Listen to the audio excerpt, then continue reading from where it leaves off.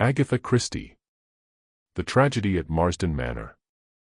I had been called away from town for a few days, and on my return found Poirot in the act of strapping up his small valise.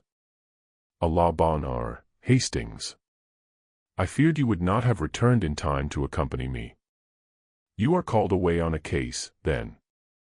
Yes, though I am bound to admit that, on the face of it, the affair does not seem promising. The Northern Union Insurance Company have asked me to investigate the death of a Mr. Maltravers who a few weeks ago insured his life with them for the large sum of £50,000.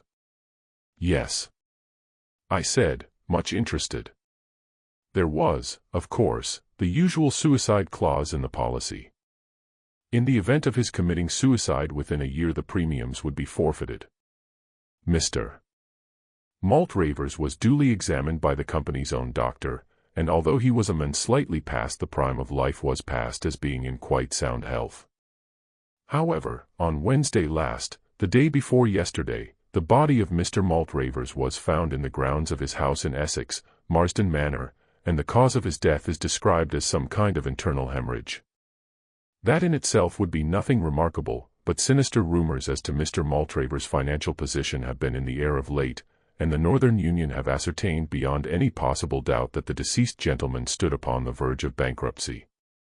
Now that alters matters considerably. Maltravers had a beautiful young wife, and it is suggested that he got together all the ready money he could for the purpose of paying the premiums on a life insurance for his wife's benefit, and then committed suicide. Such a thing is not uncommon. In any case, my friend Alfred Wright, who is a director of the Northern Union, has asked me to investigate the facts of the case, but, as I told him, I am not very hopeful of success. If the cause of the death had been heart failure, I should have been more sanguine. Heart failure may always be translated as the inability of the local GP to discover what his patient really did die of, but a hemorrhage seems fairly definite. Still, we can but make some necessary inquiries. 5 minutes to pack your bag, Hastings, and we will take a taxi to Liverpool Street. About an hour later, we alighted from a Great Eastern train at the little station of Marsdon. Inquiries at the station yielded the information that Marsdon Manor was about a mile distant. Poirot decided to walk, and we betook ourselves along the main street. "What is our plan of campaign?" I asked. "First I will call upon the doctor. I have ascertained that there is only one doctor in Marsdon, Dr. Ralph Bernard. Ah, here we are at his house." The house in question was a kind of superior cottage, standing back a little from the road. A brass plate on the gate bore the doctor's name. We passed up the path and rang the bell. We proved to be fortunate in our call. It was the doctor's consulting hour, and for the moment there were no patients waiting for him. Dr. Bernard was an elderly man, high-shouldered and stooping, with a pleasant vagueness of manner. Poirot introduced himself and explained the purpose of our visit, adding that insurance companies were bound to investigate fully in a case of this kind. Of course," said Dr. Bernard vaguely. "I suppose, as he was such a rich man, his life was insured for a big sum." "You consider him a rich man, doctor?" The doctor looked rather surprised. "Was he not? He kept 2 cars, you know, and Marsdon Manor is a pretty big place to keep up, although I believe he bought it very cheap." "I understand that he had had considerable losses of late," said Poirot, watching the doctor narrowly. The latter, however, merely shook his head sadly. "Is that so?" "Indeed. It is fortunate for his wife, then, that there is this life insurance. A very beautiful and charming young creature, but terribly unstrung by this sad catastrophe. A mass of nerves, poor thing. I have tried to spare her all I can, but of course the shock was bound to be considerable." "You had been attending Mr. Maltravers recently?" "My dear sir, I never attended him." "What?" "I understand Mr. Maltravers was a Christian Scientist, or something of that kind." "But you examined the body?" "Certainly. I was fetched by one of the under gardeners." "And the cause of death was clear?" "Absolutely." There was blood on the lips, but most of the bleeding must have been internal. Was he still lying where he had been found? Yes, the body had not been touched. He was lying at the edge of a small plantation. He had evidently been out shooting rooks. A small rook rifle lay beside him. The hemorrhage must have occurred quite suddenly. Gastric ulcer, without a doubt. No question of his having been shot, eh? My dear sir. I demand pardon, said Poirot humbly. But, if my memory is not at fault, in the case of a recent murder, the doctor first gave a verdict of heart failure, altering it when the local constable pointed out that there was a bullet wound through the head. You will not find any bullet wounds on the body of Mr. Maltravers, said Dr. Bernard dryly. Now, gentlemen, if there is nothing further, we took the hint. Good morning, and many thanks to you, Doctor, for so kindly answering our questions. By the way, you saw no need for an autopsy. Certainly not. The doctor became quite apoplectic. The cause of death was clear, and in my profession we see no need to distress unduly the relatives of a dead patient. And, turning, the doctor slammed the door sharply in our faces. And what do you think of Dr. Bernard Hastings? Inquired Poirot, as we proceeded on our way to the manor. Rather an old ass. Exactly. Your judgments of character are always profound, my friend. I glanced at him uneasily, but he seemed perfectly serious. A twinkle, however, came into his eye, and he added slyly, that is to say, when there is no question of a beautiful woman.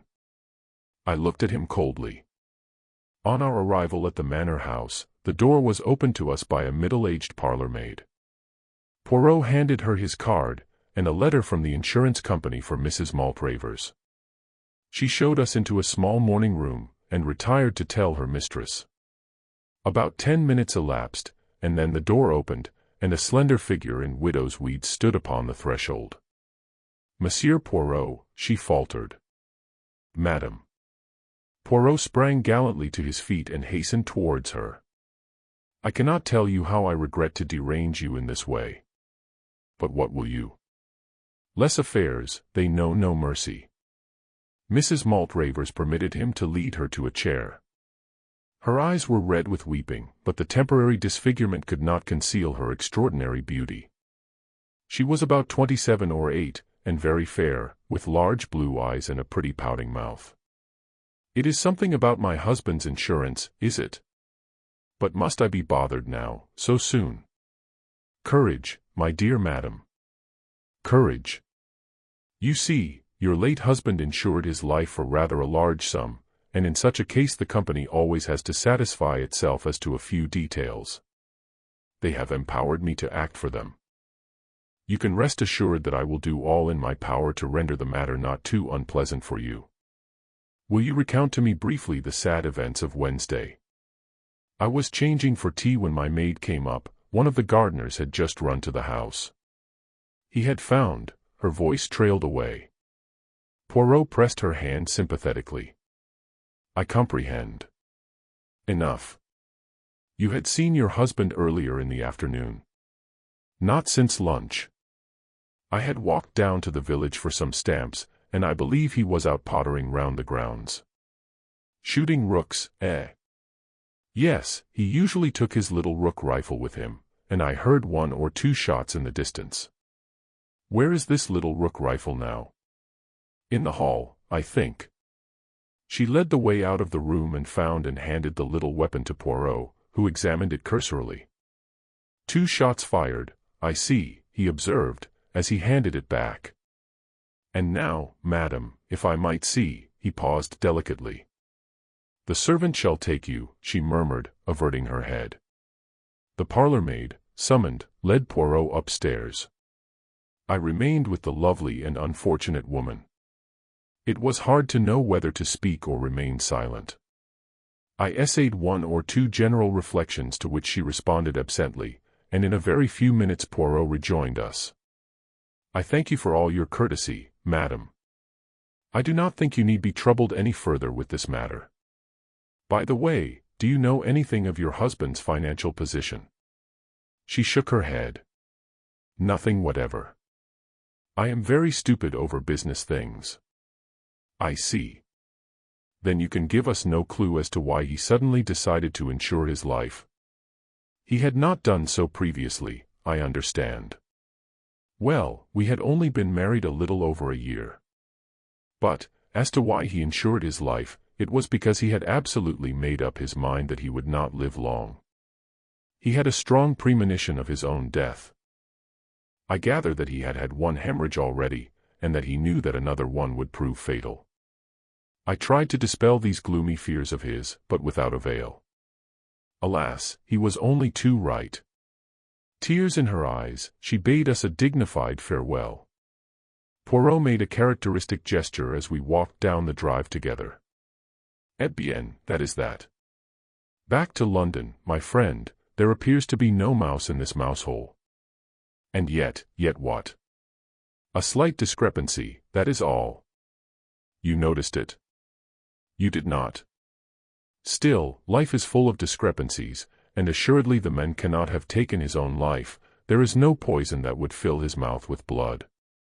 No, I must resign myself to the fact that all here is clear and above board, but who is this?" A tall young man was striding up the drive towards us. He passed us without making any sign, but I noted that he was not ill-looking, with a lean, deeply bronzed face that spoke of life in a tropic clime. A gardener who was sweeping up leaves had paused for a minute in his task, and Poirot ran quickly up to him. "Tell me, I pray you, who is that gentleman? Do you know him?" "I don't remember his name, sir, though I did hear it. He was staying down here last week for a night. Tuesday, it was. Quick, mon ami, let us follow him." We hastened up the drive after the retreating figure. A glimpse of a black-robed figure on the terrace at the side of the house, and our quarry swerved and we after him, so that we were witnesses of the meeting. Mrs. Maltravers almost staggered where she stood, and her face blanched noticeably. "You," she gasped. "I thought you were on the sea, on your way to East Africa." "I got some news from my lawyers that detained me," explained the young man. "My old uncle in Scotland died unexpectedly and left me some money. Under the circumstances I thought it better to cancel my passage. Then I saw this bad news in the paper and I came down to see if there was anything I could do. You'll want someone to look after things for you a bit perhaps." At that moment they became aware of our presence. Poirot stepped forward, and with many apologies explained that he had left his stick in the hall. Rather reluctantly, it seemed to me, Mrs. Maltravers made the necessary introduction. "Monsieur Poirot, Captain Black." A few minutes' chat ensued, in the course of which Poirot elicited the fact that Captain Black was putting up at the Anchor Inn. The missing stick not having been discovered, which was not surprising, Poirot uttered more apologies and we withdrew. We returned to the village at a great pace, and Poirot made a bee-line for the Anchor Inn. "Here we establish ourselves until our friend the captain returns," he explained.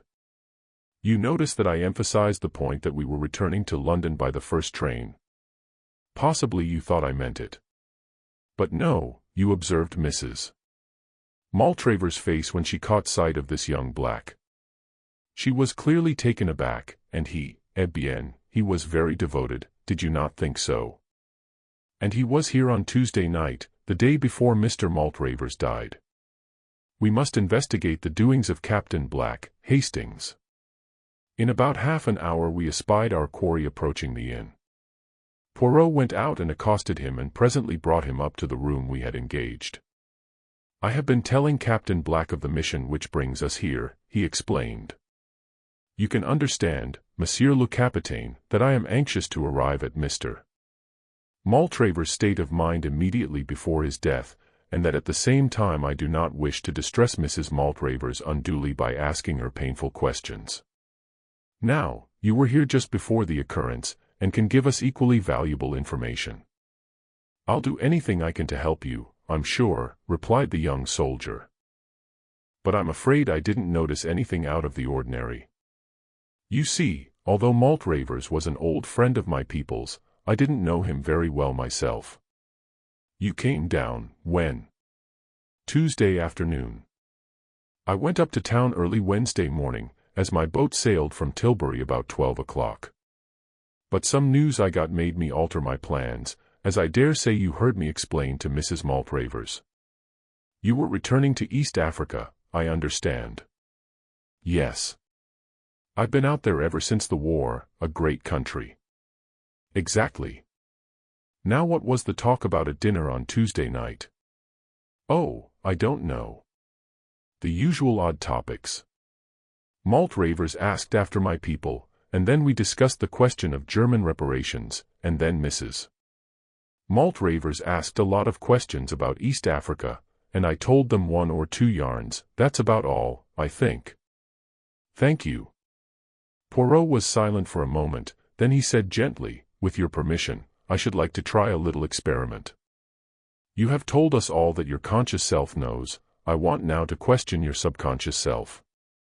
Psychoanalysis, what? Said Black, with visible alarm. Oh, no, said Poirot reassuringly. You see, it is like this, I give you a word, you answer with another, and so on. Any word, the first one you think of. Shall we begin? All right, said Black slowly, but he looked uneasy. Note down the words, please, Hastings, said Poirot. Then he took from his pocket his big turnip-faced watch and laid it on the table beside him. We will commence. Day. There was a moment's pause, and then Black replied, night. As Poirot proceeded, his answers came quicker. Name, said Poirot. Place. Bernard Shaw. Tuesday. Dinner. Journey. Ship. Country. Uganda. Story. Lions. Rook rifle. Farm. Shot. Suicide. Elephant. Tusks. Money. Lawyers. Thank you, Captain Black. Perhaps you could spare me a few minutes in about half an hour's time. Certainly. The young soldier looked at him curiously and wiped his brow as he got up. And now, Hastings, said Poirot, smiling at me as the door closed behind him. You see it all, do you not? I don't know what you mean. Does that list of words tell you nothing? I scrutinized it, but was forced to shake my head. I will assist you. To begin with, Black answered well within the normal time limit, with no pauses, so we can take it that he himself has no guilty knowledge to conceal. Day to night and place to name are normal associations. I began work with a Bernard, which might have suggested the local doctor had he come across him at all. Evidently he had not. After our recent conversation, he gave dinner to my Tuesday, but journey and country were answered by ship and Uganda, showing clearly that it was his journey abroad that was important to him and not the one which brought him down here. Story recalls to him one of the lion stories he told at dinner. I proceed to rook rifle, and he answered with the totally unexpected word farm. When I say shot, he answers at once suicide. The association seems clear. A man he knows committed suicide with a rook rifle on a farm somewhere. Remember, too, that his mind is still on the stories he told at dinner, and I think you will agree that I shall not be far from the truth if I recall Captain Black and ask him to repeat the particular suicide story which he told at the dinner table on Tuesday evening. Black was straightforward enough over the matter. Yes, I did tell them that story now that I come to think of it. Chap shot himself on a farm out there. Did it with a rook rifle through the roof of the mouth, bullet lodged in the brain.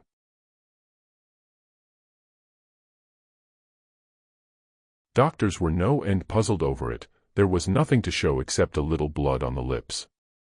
But what has it got to do with Mr. Maltravers?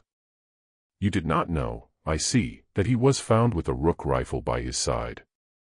You mean my story suggested to him? Oh, but that is awful.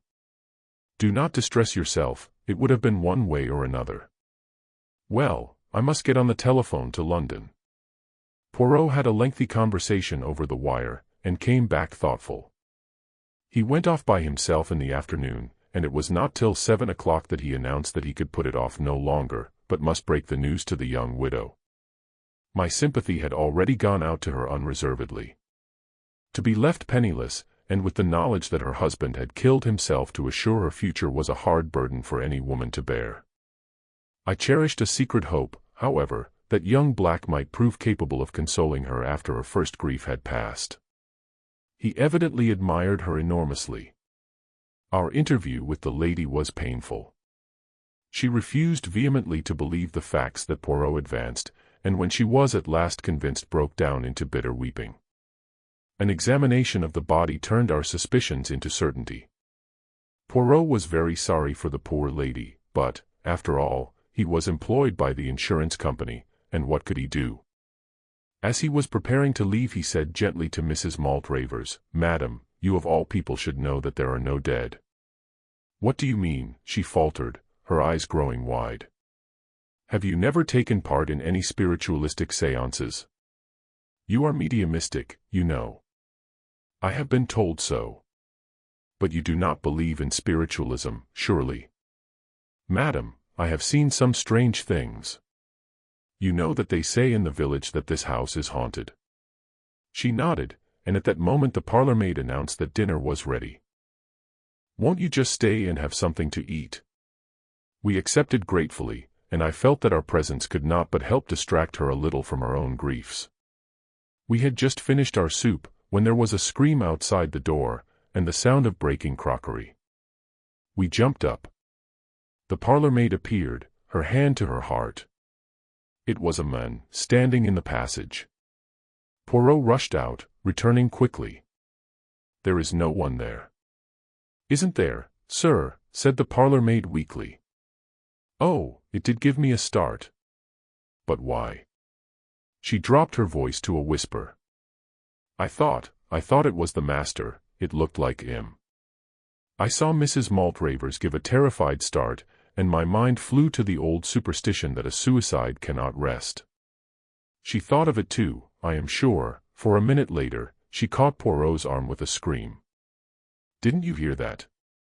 Those 3 taps on the window. That's how he always used to tap when he passed round the house." "The ivy," I cried. It was the ivy against the pane. But a sort of terror was gaining on us all. The parlour-maid was obviously unstrung, and when the meal was over Mrs. Maltravers besought Poirot not to go at once. She was clearly terrified to be left alone. We sat in the little morning room. The wind was getting up, and moaning round the house in an eerie fashion. Twice the door of the room came unlatched and the door slowly opened, and each time she clung to me with a terrified gasp. "Ah, but this door, it is bewitched!" cried Poirot angrily at last. He got up and shut it once more, then turned the key in the lock. "I shall lock it, so." "Don't do that," she gasped, "if it should come open now," and even as she spoke the impossible happened. The locked door slowly swung open. I could not see into the passage from where I sat, but she and Poirot were facing it. She gave one long shriek as she turned to him. "You saw him, there in the passage," she cried. He was staring down at her with a puzzled face, then shook his head. "I saw him, my husband, you must have seen him too." "Madam, I saw nothing." "You are not well, unstrung." "I am perfectly well, oh, God." Suddenly, without any warning, the lights quivered and went out. Out of the darkness came 3 loud raps. I could hear Mrs. Maltravers moaning. And then, I saw. The man I had seen on the bed upstairs stood there facing us, gleaming with a faint ghostly light. There was blood on his lips, and he held his right hand out, pointing. Suddenly a brilliant light seemed to proceed from it. It passed over Poirot and me, and fell on Mrs. Maltravers. I saw her white terrified face, and something else. "My God, Poirot!" I cried. "Look at her hand, her right hand. It's all red." Her own eyes fell on it, and she collapsed in a heap on the floor. "Blood!" she cried hysterically. "Yes, it's blood. I killed him. I did it." He was showing me, and then I put my hand on the trigger and pressed. Save me from him, save me. He's come back. Her voice died away in a gurgle. Lights, said Poirot briskly. The lights went on as if by magic. That's it, he continued. You heard, Hastings. And you, Everett. Oh, by the way, this is Mr. Everett, rather a fine member of the theatrical profession. I phoned to him this afternoon. His makeup is good, isn't it? Quite like the dead man, and with a pocket torch and the necessary phosphorescence he made the proper impression. I shouldn't touch her right hand if I were you, Hastings. Red paint marks so. When the lights went out I clasped her hand, you see. By the way, we mustn't miss our train. Inspector Japp is outside the window. A bad night, but he has been able to while away the time by tapping on the window every now and then. You see, continued Poirot, as we walked briskly through the wind and rain, there was a little discrepancy. The doctor seemed to think the deceased was a Christian Scientist, and who could have given him that impression but Mrs. Maltravers. But to us she represented him as being in a grave state of apprehension about his own health. Again, why was she so taken aback by the reappearance of young Black? And lastly, although I know that convention decrees that a woman must make a decent pretense of mourning for her husband, I do not care for such heavily rouged eyelids. You did not observe them, Hastings? No. As I always tell you, you see nothing. Well, there it was. There were the two possibilities. Did Black's story suggest an ingenious method of committing suicide to Mr. Maltravers, or did his other listener, the wife, see an equally ingenious method of committing murder? I incline to the latter view. To shoot himself in the way indicated, he would probably have had to pull the trigger with his toe, or at least so I imagine. Now if Maltravers had been found with one boot off, we should almost certainly have heard of it from someone. An odd detail like that would have been remembered.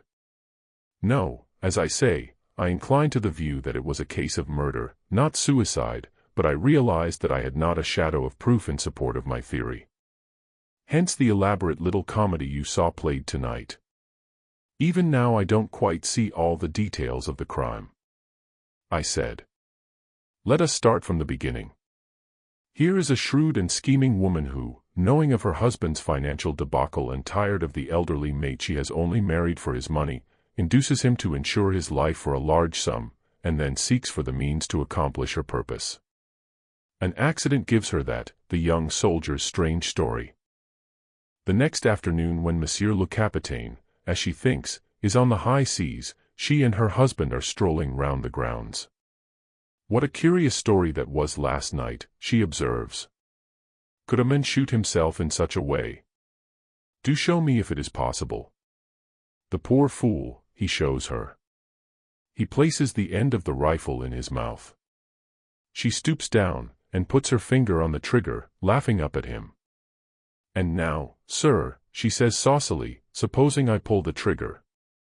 And then, Hastings, she pulls it.